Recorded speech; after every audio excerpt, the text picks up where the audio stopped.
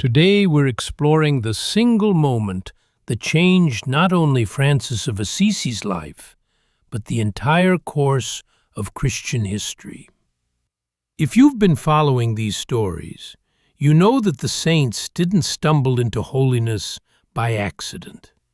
There was always a moment, a vision, a voice, an encounter that split their lives into before and after.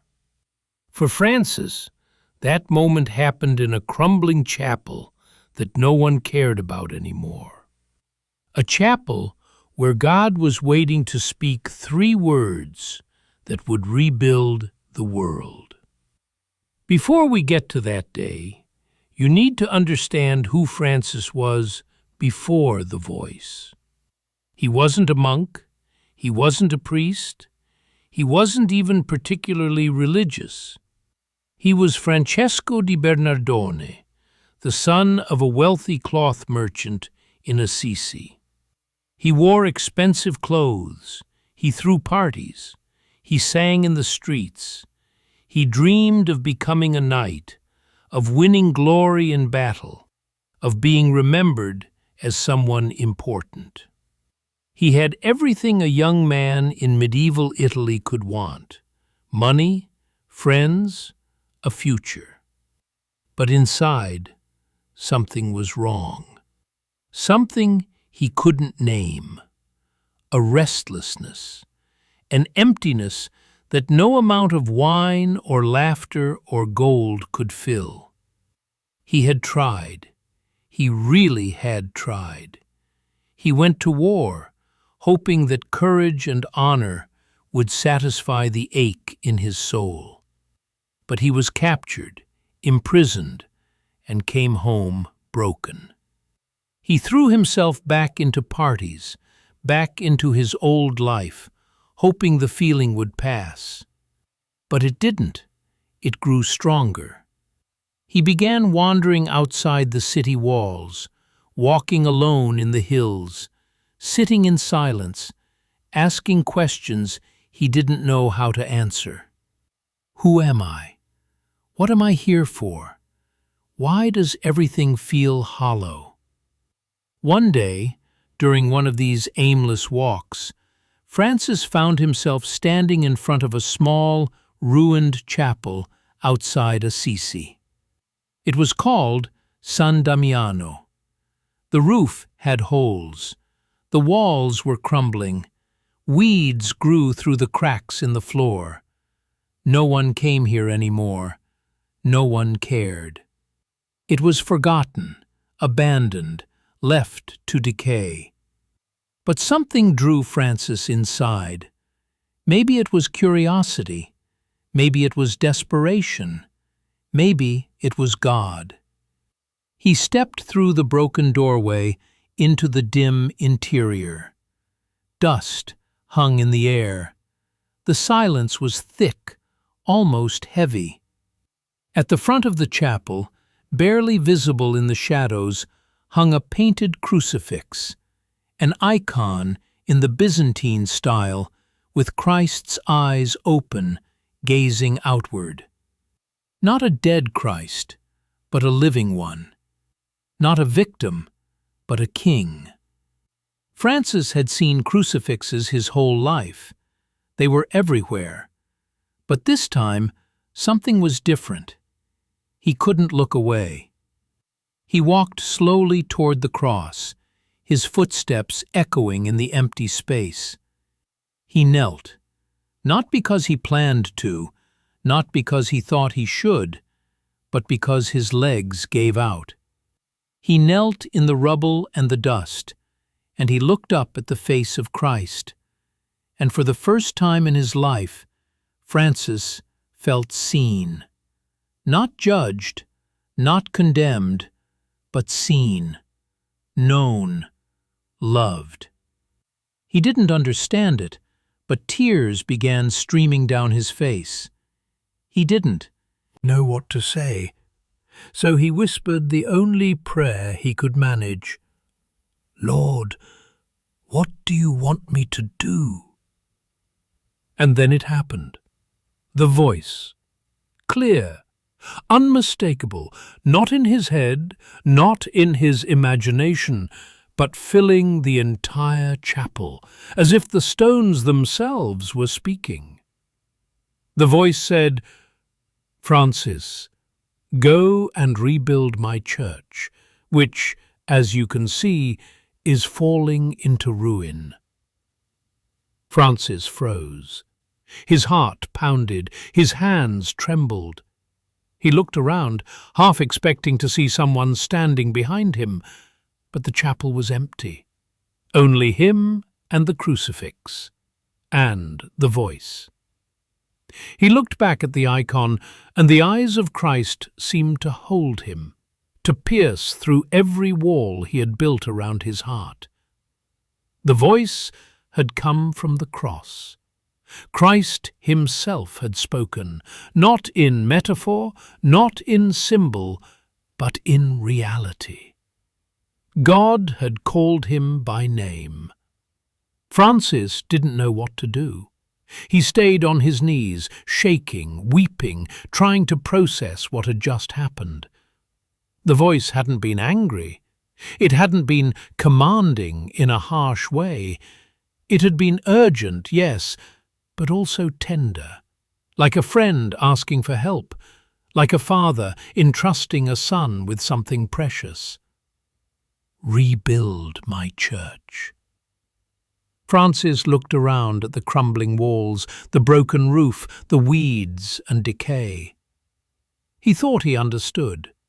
God wanted him to fix this building, to repair San Damiano, to restore this forgotten place. So that's what he did.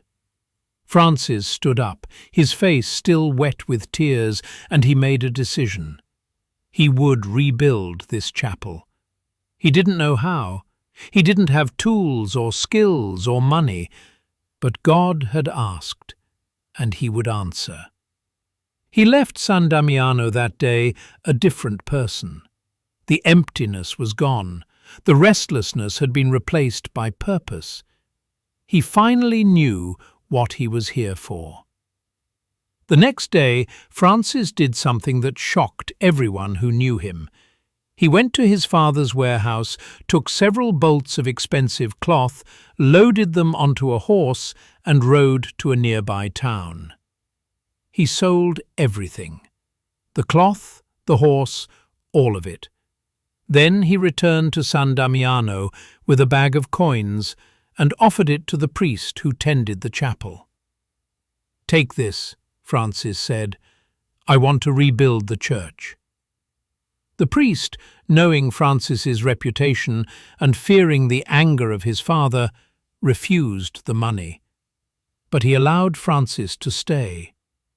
When Francis's father, Pietro di Bernardone, discovered what his son had done, he was furious. He saw it as theft, as madness, as the destruction of everything he had worked to build. He dragged Francis before the bishop, demanding that his son return the money and come home.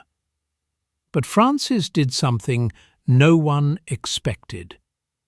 He didn't argue. He didn't defend himself. Instead, he stripped off his fine clothes, every piece, and laid them at his father's feet.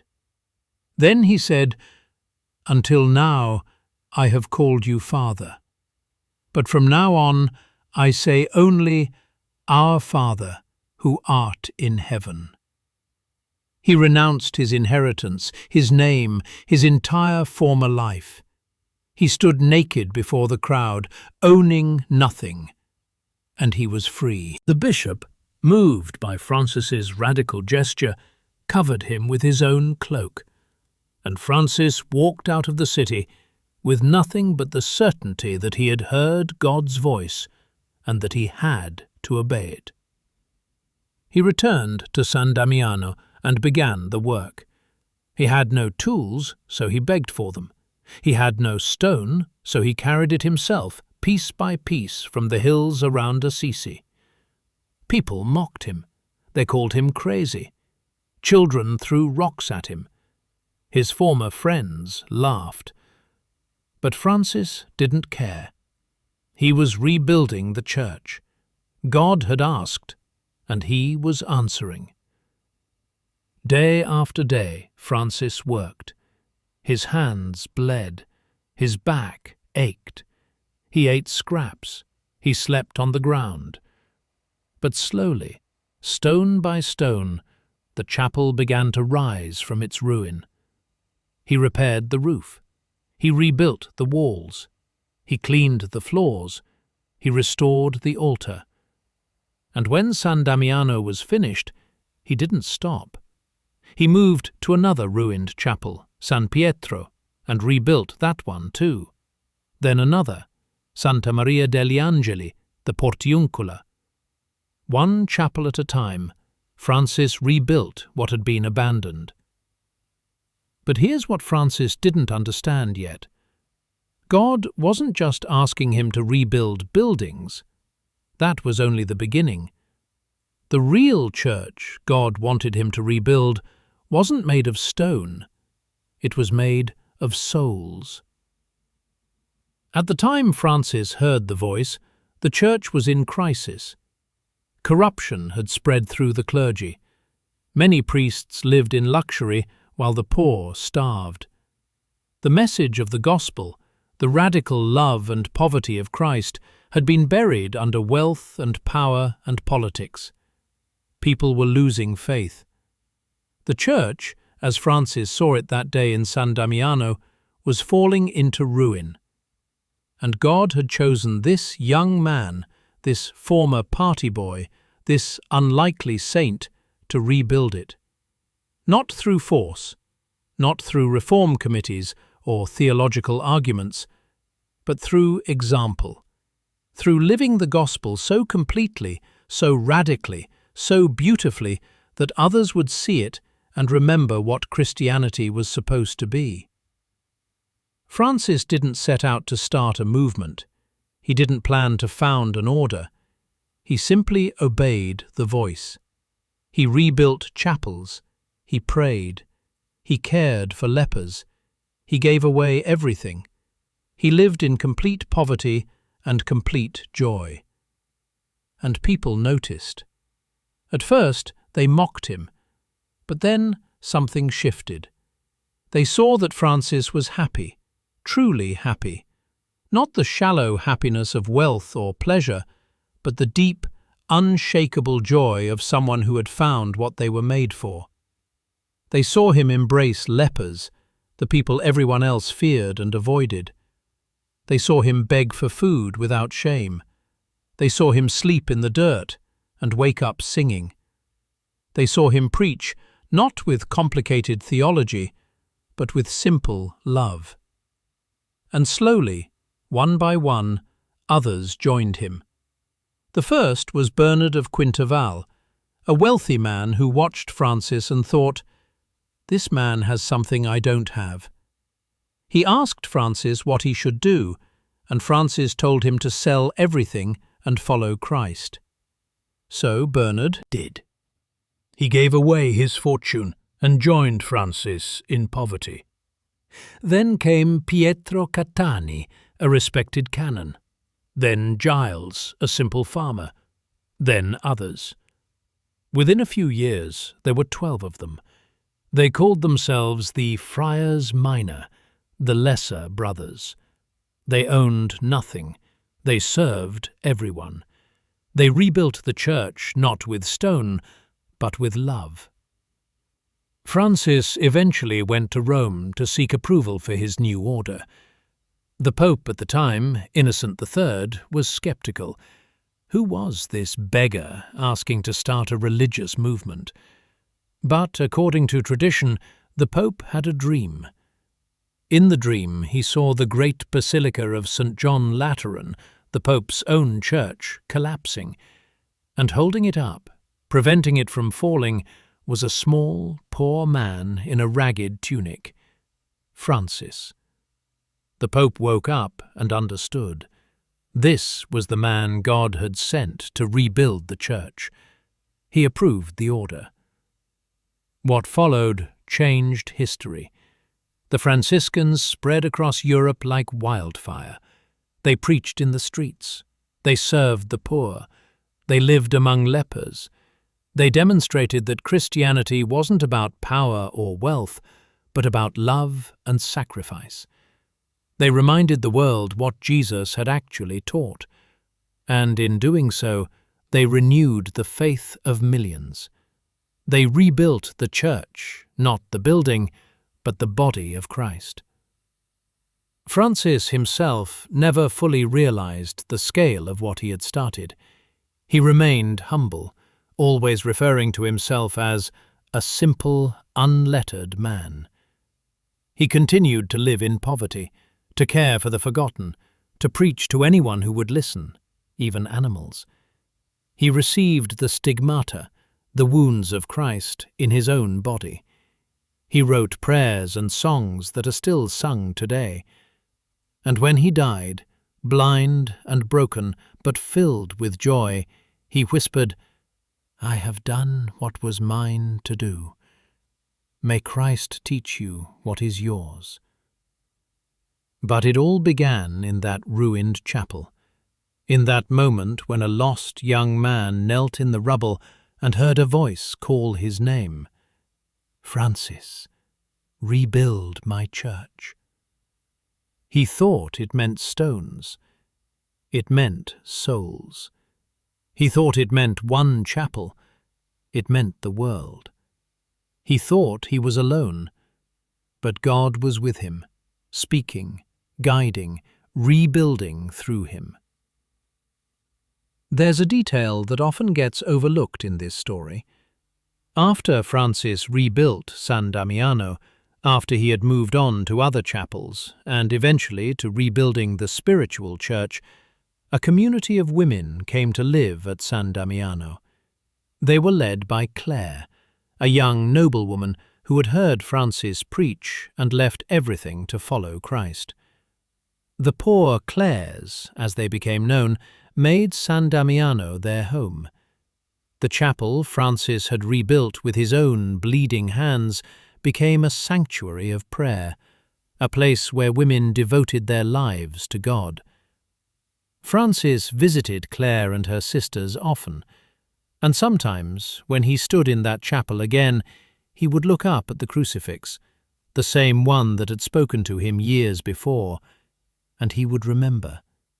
He would remember the voice, the moment everything changed. The day God called him by name and gave him a mission that would echo through centuries. That crucifix still exists today. It's been moved to the Basilica of St. Clare in Assisi, but pilgrims from around the world come to stand before it. They look into the eyes of Christ painted on that ancient icon, and they remember the voice that spoke to Francis. Some say that if you listen closely, if you quiet your heart and truly ask, you might hear it too. Not the same words, maybe, but the same voice, calling, asking, inviting. Rebuild my church. Rebuild your life. Rebuild what has fallen into ruin. Because the truth is, the church is always in need of rebuilding. Not the buildings, though sometimes those too, but the living church, the community of believers, the body of Christ. It falls into ruin when we forget love, when we choose comfort over service, when we hoard instead of give, when we judge instead of embrace. And God is always looking for people willing to hear the voice, willing to kneel in the rubble, willing to pick up the stones and start rebuilding. Francis heard that voice in a ruined chapel outside Assisi, and what he did next didn't just repair a building, it repaired a generation's faith. It reminded the world that the gospel is not a theory, it's a life of radical love, radical generosity, radical joy, a life that rebuilds what is broken, restores what is forgotten, and makes all things new. That's the legacy of the voice in San Damiano. Not just what it said, but what it started. A movement of renewal that's still going, still rebuilding, still calling people by name, and asking them the same question Francis heard that day. Will you rebuild my church? And the only answer that matters is the one Francis gave, not with words, but with his life. Yes, I will. Not because I know how, not because I'm worthy, but because you asked. And that is enough.